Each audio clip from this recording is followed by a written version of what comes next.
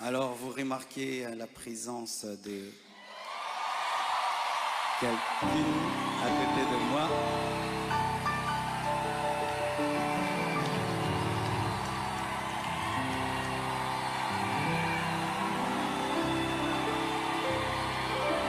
Amen. Est-ce que je peux maintenant parler? Amen. Alors, beaucoup de gens posent la question, elle est d'où, elle est d'où, elle est qui? Même des gens me posent la question, même sur ses cheveux. Est-ce que ce sont ses vrais cheveux? Mais les Congolais, nous sommes graves, hein? Même les cheveux de quelqu'un, vous suivez. Elle est malienne, elle a aussi des origines libanaises, donc c'est un mélange comme moi aussi. On cite votre nom comme étant la personne qui, justement, a présenté Dame Aïcha auprès du pasteur Marcelo Tounasi. C'est vrai? Non. C'est-à-dire que moi, je suis allé au Canada chez mon fils, prophète Ézéchiel, pour ordonner son épouse au ministère. L'épouse du prophète Ézéchiel. Il est déjà dans ça avec lui. Avec son mari, oui. Mais là, il fallait ordonner. Et c'est la bien-aimée Aïcha qui m'interprétait, qui s'occupait du tout à l'église. Il me cherchait à l'aéroport, me loger, il me cherchait à manger, il fait l'administration, il faisait tout à l'église. C'est le cœur de mon fils là, Ézéchiel. Le cœur de tout. Alors, c'est lui qui interprétait. Mais je me rappelle que j'étais parti pour ordonner l'autre, mais pendant le séminaire, pendant que nous faisions le séminaire, lui, elle m'interprétait, il y a eu une forte onction qui est descendue. Et avant de commencer à libérer cette onction dans la foule, je lui regardais, je parlais sur elle. Il est tombé sur une forte onction. Là, il n'y a pas longtemps que ça le fait. Là, et Ézéchiel n'avait pas encore repris maintenant avec Marcelo. Maintenant, un temps plus tard. Il y a 2 ans? Il y a, oui, plus d'un an. 3 ans? Oui, 1 an, 2 ans. 1 an et demi. 2 ans. En tout cas, avant la mort de Dame Blanche. Oui, je pense, hein, avant. Oui, oui. Alors maintenant, il s'est fait que le porte-à-porte Marcelo travaille avec la télévision canadienne là. Il est parti là-bas, il a fait des réunions. Pendant qu'il a fait des réunions, il a appelé Ézéchiel, son ami d'enfance, son frère. Là, je suis ici. Alors Ézéchiel est parti avec sa femme seulement. Ils sont allés le voir. Ils ont communié, fraternisé. Ézéchiel m'a parlé de ça. Non, je crois que Blanche était déjà morte maintenant. La Blanche était déjà morte. Alors, Marcelo est venu la 2e fois encore. Et puis, mon fils Ézéchiel m'a dit, alors il m'a présenté à tout le monde, à l'assemblée. Il est là, nous sommes des mêmes pères spirituels. Alors mon fils Ézéchiel était bien content, parce que ça ne se faisait pas avant. Et après, mon fils Marcelo, apôtre Marcelo, devait aller se reposer, je crois, en Espagne. Et puis, il a confié, pour la première fois, il a confié la compassion à Kinshasa au prophète Ézéchiel. Le prophète Ézéchiel est venu, il a fait tout un temps, c'est lui qui avait l'église, qui enseignait, qui prêchait. J'étais avec eux. Et après, le prophète est parti. Maintenant, la pensée est venue dans le prophète. Il priait. C'est le prophète qui a eu la pensée. Il a dit, non, cette femme, elle est bien. Elle a tout, je connais les qualités. Ça sera bien pour mon frère. Il a prié, il a prié. Il m'a demandé s'il pouvait lui proposer. Moi, j'ai dit oui. Il m'a dit non. Ne dites à personne. Même la fille ne savait pas. Ça s'est passé dans le cœur d'Ézéchiel. Donc, vous n'avez jamais ramené Madame Aïcha à Kinshasa? Non.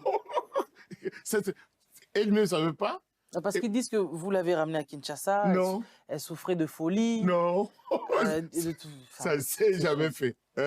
Et puis, elle. Donc, ni vous, ni le prophète Ézéchiel. Personne ne l'a amené à Kinshasa. Alors maintenant, elle ne savait pas. Quand le prophète se battait avec ça dans son cœur, il s'est confié à moi. Et l'apôtre Marcelo ne savait pas non plus. Il a dit, bon, le prophète me dit, mais si elle part, mon église va tomber à terre. Moi, j'ai dit, on discute avec lui même dans la voiture. Il dit, bon, mais quand même, je vois, c'est la personne, Dieu m'a convaincu, voilà ce que je vous ai dit. C'est vrai. Bon, alors, il a proposé à son frère. Et son frère a vu. Ça, c'était après la mort de Madame Blanche. Beaucoup de temps après que l'apôtre était déjà en Espagne c'est quelqu'un un peu pour la consolation. Et l'apôtre était rentré, il avait confié l'église Oui, je me souviens, on était en Espagne ensemble. à Ézéchiel. Ézéchiel avait travaillé, je parlais avec lui tout le temps, il est parti. Ézéchiel se battait avec son idée, avec sa pensée. C'est comme ça que ça s'est passé. Et il n'a jamais été à Kinshasa. Ils ne se sont jamais rencontrés à Kinshasa. Je crois qu'ils se sont rencontrés ailleurs. Oui, c'est que l'a amené ailleurs pour le présenter. Mais donc, pour bien expliquer aux gens, Euh, c'est possible de n'avoir jamais vu quelqu'un avant et de pouvoir l'aimer un peu comme Isaac a aimé Rebecca? Moi, j'ai dit que je répète et je suis en tout cas très certain que l'apôtre Marcelo prie Dieu et que c'est Dieu qui l'a consolé dans ça. Parce qu'en parlant d'Isaac et de Rebecca, c'était un peu toujours une Non, ils histoire de n'avaient pas prié. consolation. Ils n'avaient pas prié, mais moi je pense que...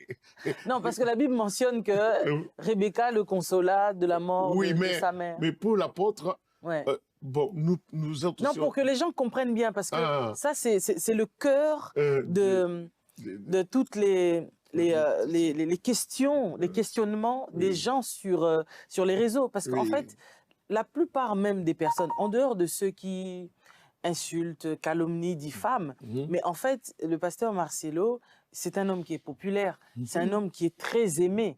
Et donc, le fait de tout ce qui s'est passé, étant donné que c'est arrivé sur la toile, ceux qui l'aiment se posent des questions. Et alors, ils ont peut-être envie de comprendre que est-ce que c'est possible de n'avoir jamais connu quelqu'un plusieurs années avant, mais de le rencontrer, de l'aimer et de l'épouser? Oui, c'est possible, parce que ça, c'est de la consolation de la part de Dieu pour une restauration certaine de son serviteur. Dieu s'occupe de son serviteur plus que nous. Dieu se préoccupe de son serviteur, maman, plus que nous avons. Dieu l'aime plus que nous l'avons. Et puis, le poids qu'il porte aussi, c'est ce que Dieu vise ça. Comment il peut le conserver dans ça? Et c'est Dieu qui l'a conduit vraiment à ça, d'accepter même sans des choses. Ben, il a prié et il a vu aussi après. Mais les temps, comme vous vous dites, bon, moi j'ai déjà vu des gens qui se fiancent 5 ans, ils vivent 6 mois, ils divorcent. Vous êtes les témoins aussi de beaucoup de choses. C'est tout ce que je peux dire, que les gens qui aiment le ministère, qui aiment l'apôtre, sachent qu'il n'y a pas à s'inquiéter. Le Seigneur est au contrôle de la vie de son serviteur. Et c'est la consolation et c'est la restauration de l'homme de Dieu. Donc, c'est pas précipité. Non, il y a précipitation. On parle de précipitation quand quelqu'un est chaud. Mais quand quelqu'un fait quelque chose vite et qu'il a réussi, on oublie précipitation. Patriarche Daniel Krapepula,